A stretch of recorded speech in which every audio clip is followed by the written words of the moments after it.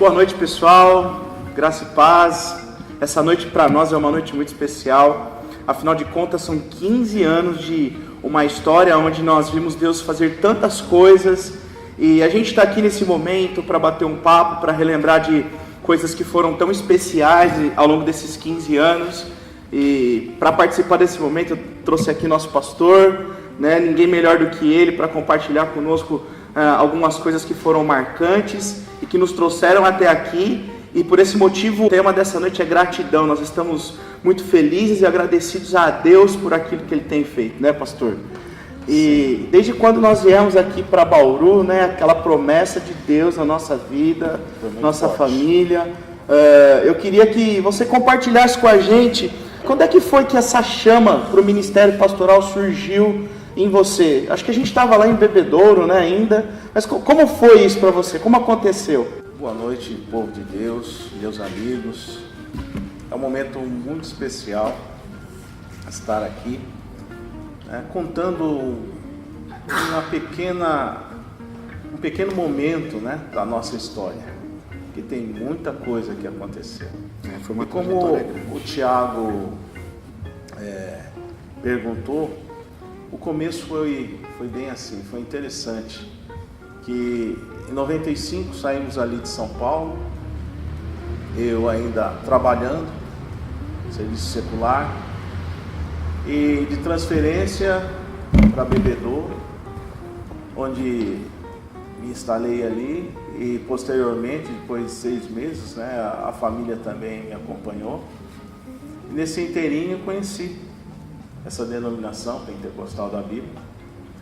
E aí então nós começamos, né, essa caminhada.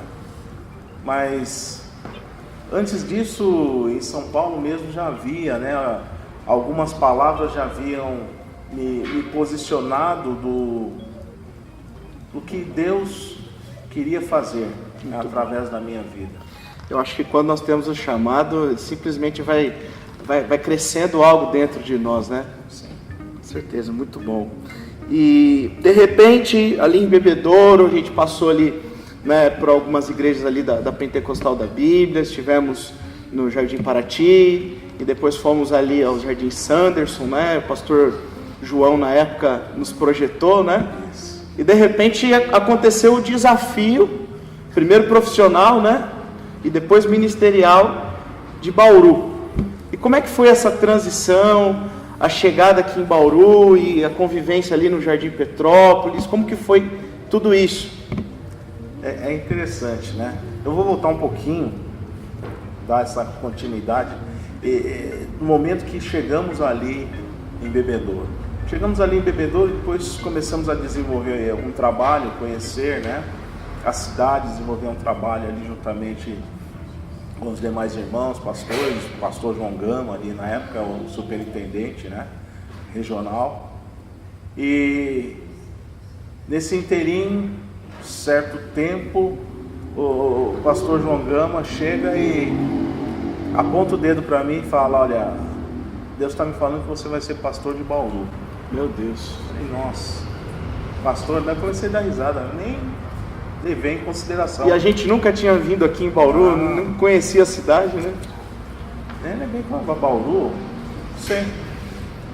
Mas foi passando o tempo, ficamos 4 anos e meio ali, né? E de repente fomos para São José do Rio Preto. Chegamos ali em São José do Rio Preto, ficamos 6 meses. 6 meses, verdade. Daqui a pouco, para onde que o Senhor nos encaminha? Bauru. Era 2001, né? 2000. 2000? Cheguei aqui em 2000.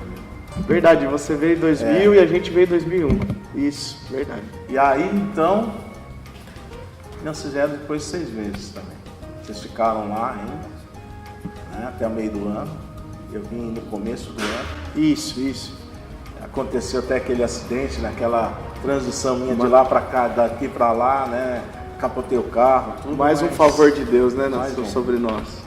Isso foi para marcar, né? E aí a gente conheceu o Jardim Petrópolis aqui. Conhecemos o Jardim Petrópolis. Cheguei aqui em Bauru e conversando com o pessoal lá de Barretos, né? Eles falaram até na época o pastor Paulo, Sim. né, contou o testemunho dele. Eu achei interessante o testemunho daquele homem. Então eu falei, vou procurar essa igreja lá, né? Vou procurar essa igreja. E certa noite, quando acabou o meu plantão, eu peguei e falei, eu vou procurar a igreja hoje. Era uma quinta-feira, vou procurar a igreja. Daí peguei e saí sem rumo assim, né? Porque não conhecia nada de bebedouro. Aí fui e de repente, quando cheguei em determinada altura assim, comecei a ouvir cânticos. E começou a testificar, eu falei, daí o Espírito Santo falou, né? Não, é ali. Daí eu continuei seguindo aquela rua e depois entrei à direita e fui em frente até que passei na frente da igreja. Quando estacionei, desci, entrei na igreja, eu perguntei se a igreja, né? Que igreja que era aquela, que não tinha placa ainda. Daí eles falaram, falei, o pastor Paulo, que é o dirigente aqui, falei, glória a Deus. Eu sentei, fiquei, né, ouvindo aquele culto, assistindo tudo. E depois dali começou, né, todo aquele mover de Deus. Eu falei, poxa, Deus está preparando alguma coisa aqui. Depois de uma transição, né, de um tempo ali de adaptação, vem o desafio para pastorear aquela igreja, né? Daí começou, né? Quantos meses foram de pastoreio ali em Jardim Petrópolis? Aquela situação. 9 meses. 9 meses. 9 meses, né? Depois que viemos aqui para Bauru. Mas mesmo assim eu estava relutando ainda, saindo de bebedouro. Ainda não entendendo o processo. Não entendendo, e chegou aqui, eles em cima, não, nós vamos ungir você. Eu falei, mas Deus não falou nada ainda. E vai chegar a época, né? Fiquem tranquilos. Falei, fique tranquilo, pastor Dan.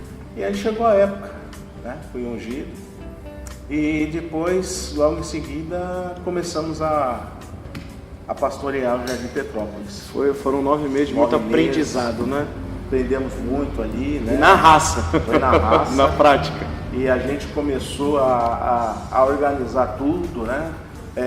Ponto a ponto, situações ali, até a igreja ficar, né, numa condição melhor.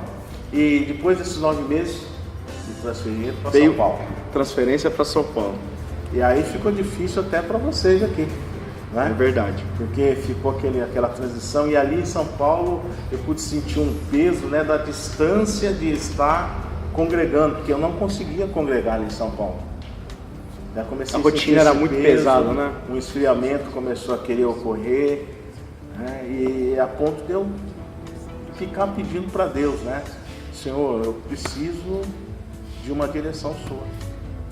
E é curioso você falar sobre esfriamento, porque muitas pessoas pensam que um pastor, de repente um homem que tem uma caminhada já ministerial, não passa por essas coisas, né? E realmente foi um processo. E assim como você lá em São Paulo, nós aqui também, era um tempo em que eu estava num lugar, Vinícius no outro lugar, mãe estava em stand-by. Né? Separou, a família separou, eu em São Paulo e vocês em cada igreja aqui. É verdade, foi um tempo muito, muito difícil para nós, mas até nisso nós vimos Deus trabalhando, né? Eu creio que foi mesmo até um plano de Deus tudo isso, né? Deus estava mexendo ali e estava organizando tudo, até quando deu esse tempo, né? Eu fiquei acho que um ano e meio quase em São Paulo, daí retornei. Você volta para o Bauru? Volto para Bauru. E ele começou, né? Cheguei aqui meio deslocadão, a igreja que a gente tinha passado para outro pastor não estava muito bem, né?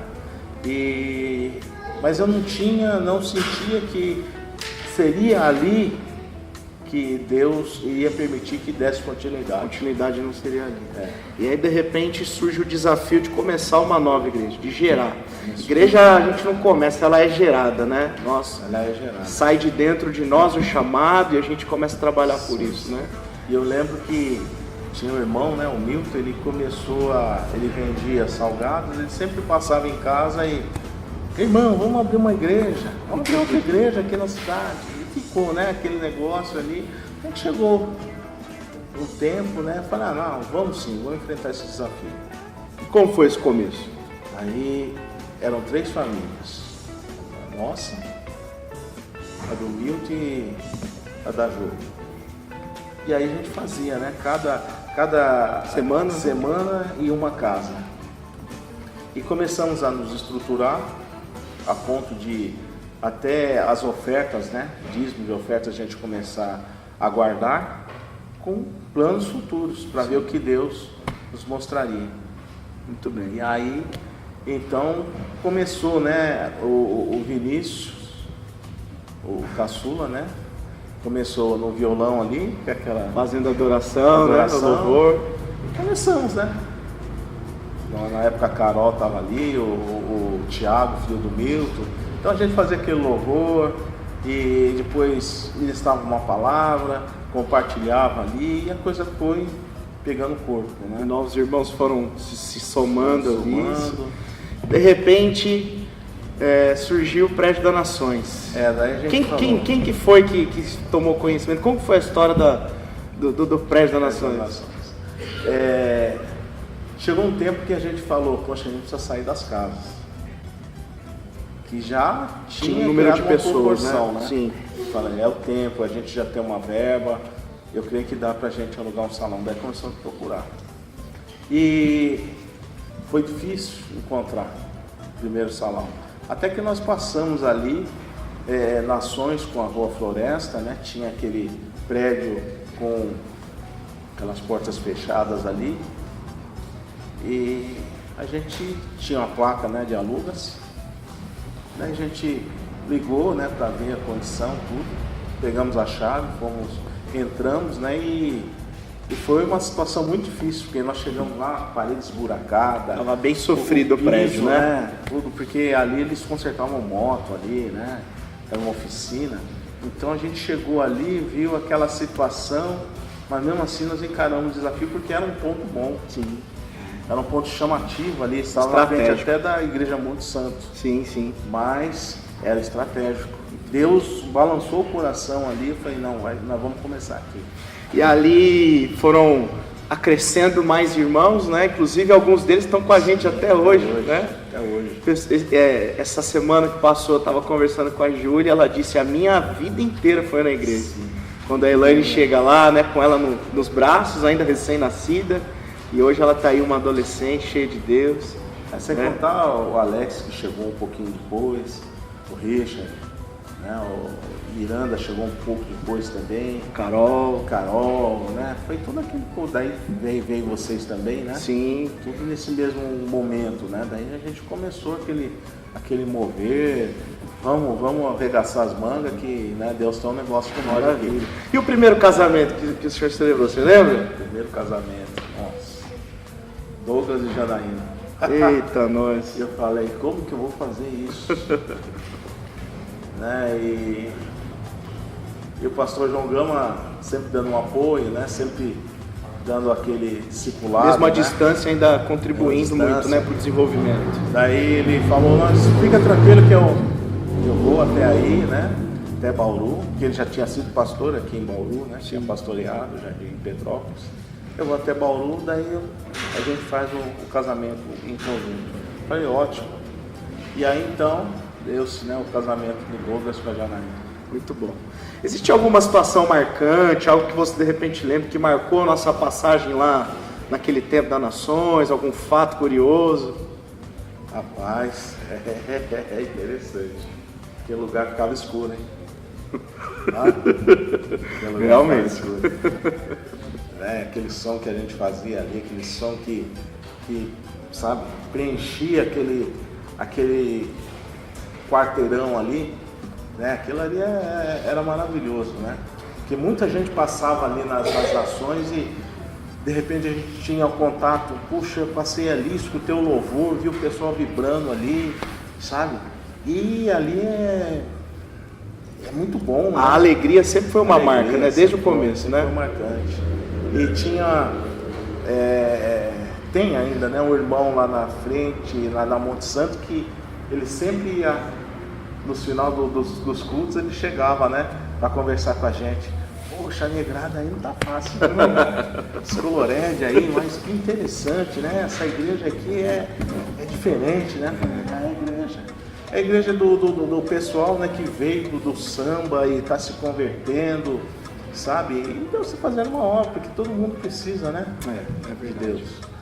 Então, foi muito lindo aquele começo ali. E aí começou a ficar pequeno, de repente a gente precisou procurar outro lugar, crianças, né? A gente tinha só um espaço pequeno ali para as crianças e era muito complicado, né? A gente ficava muito preocupado e precisava de um lugar maior. Sim. E aí surgiu a oportunidade nesse espaço que estamos até hoje aqui na Araújo Leite. E aí foi o Joãozinho, né? O Joãozinho que começou a captar. Exatamente. Captador. Pastor, tem um salão ali, ó, é top. Né? Legal aquele jeitão dele. E eu falei, João, vamos orar, né, primeiro. Não, mas só precisa ver. Aí eu falei, tá bom. Daí passei aqui, dei uma olhada, falei, mas João é pequeno. Não, pastor, eu entrei lá, tava com o dono, o proprietário lá, e entrei lá dentro, não, é um espaço bom pra gente, sim. Falei, vamos ver, né, se Deus confirma. E daí Deus foi confirmando.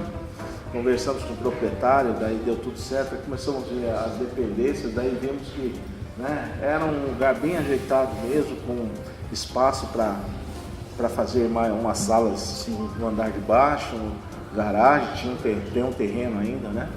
E o desafio financeiro foi grande porque nós tivemos que acertar o salão lá embaixo, deixar tudo ok, né, para poder entregar e depois entrar aqui, preparar um ambiente. Mas uma coisa que nos faz agradecer o Senhor também nesse tempo é que nunca faltou nada, né? Nunca faltou. Deus sempre supriu. Sabe, a gente vê que realmente foi algo que foi gerado no coração do Pai. Amém. Foi gerado, né, essa obra de 15 anos, Pentecostal da Bíblia de Bauru, né? Já são uns bons anos aqui, né? Eu não lembro ao certo que ano nós viemos para cá, mas desses anos todos que nós estamos aqui, quando você entra pela porta e vê os irmãos aqui, a alegria, né, a disposição em servir no reino de Deus, o que vem no teu coração? Qual a impressão que você tem? Fico pensando como Deus é poderoso. Tudo que nasce no coração de Deus jamais é frustrado. É verdade. Então ali ele gerou tudo aquilo, né? Já tinha tudo pronto e ele nos usa como instrumentos vivos dele para se concretizar. Sim. Então a gente coloca os pés aqui e a gente começa a agradecer a ele por ele ter nos escolhido, né? Para estar conduzindo o povo, para estar orientando, né? Coube a ele nos olhar para nós e nos capacitar para isso, mesmo a gente sentindo que muitas vezes precisa muita coisa ainda para a gente chegar naquele nível, né? Mas são 15 anos de muita renúncia, né? Sim. Não foi... A gente deixando uma coisa aqui, outra coisa ali, sabe?